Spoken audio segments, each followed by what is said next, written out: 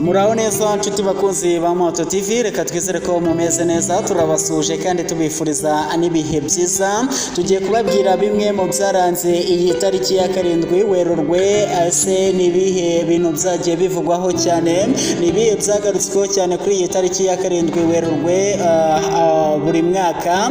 Hari ibintu bidasanzwe biba byaragiye biba kuri aya matariki rero bigiye bitandukanye.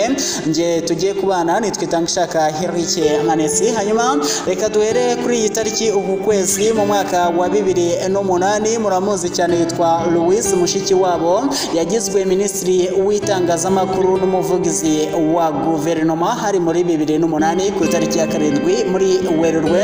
Kuri iyi tariki kandi uku kwezi mu mwaka wa 1989 Iran n'Ubwongereza bacanye umubano bitewe n'amakimbirane yabaye hagati y'umwanditsi Salamani Rushdie n'ubwami kubera igitabo kitavuzweho rumwe yise The Satanic Version.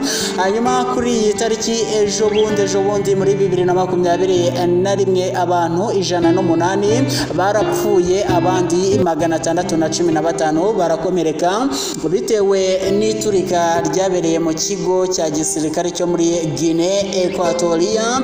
Ibindi wamenya byabaye kuri iyi tariki ukwezi muri 2024 nabwo nejo bundi rwose Suède nibwo yagize itya yinjira muri NATO iba umunyamuryango wa 32. Mu muziki hari byagiye bigarukaho cyane nko kuri tariki ukwezi mu mwaka wa 1985 hasohotse indirimbo yitwa We Are The World yanditswe na Michael Jackson afatanyije na Lionel Richie, ikaba ikimenya bose ku isi hose. Harabavutse kuri iyi tariki rero ugomba kuzirikana kuri tariki ya 7 Werurwe mu mwaka wa 1984 Mathieu Flamini umufaransa wamenyekanye akinira Arsenal cyangwa se Arsenal bitewe nuko ushaka kubivuga mu Bwongereza, nawe yavutse kuri iyi tariki. Nakomeza kuri ajyajuru kuri iyi tariki uku kwezi mu mwaka wa 1994 havutse Jordan Pickford umwongereza ukina mu izamu mu ikipe ya Everton y'igihugu y'Ubwongereza. Bamwe baravuka abandi bagapfa, bamwe bagapfa abandi bakavuka, niyo si turimo. Kuri tariki y'ukwezi mwaka wa 1932 hapfuye witwa Aristide Briand wabaye minisitiri w'intebe w'Ubufaransa.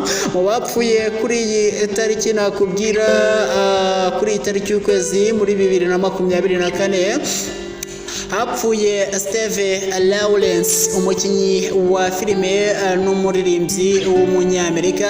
Hanyuma birashoboka ko nawe hari ibyo wabuzi byabaye kuri iyi tariki tudakomojeho, hari ibyo wabuzi byagiye bivugwa cyane, harimo abavutse kuri iyi tariki wabuzi, harimo abatabarutse kuri iyi tariki wabuzi. Nta kindi urajya muri comment utubwire, udusangizanye ubumenyi.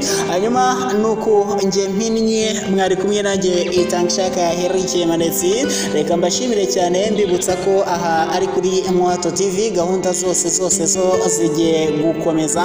Mugire ibihe byiza, Imana ibarinde. Bye bye, ibihe byiza.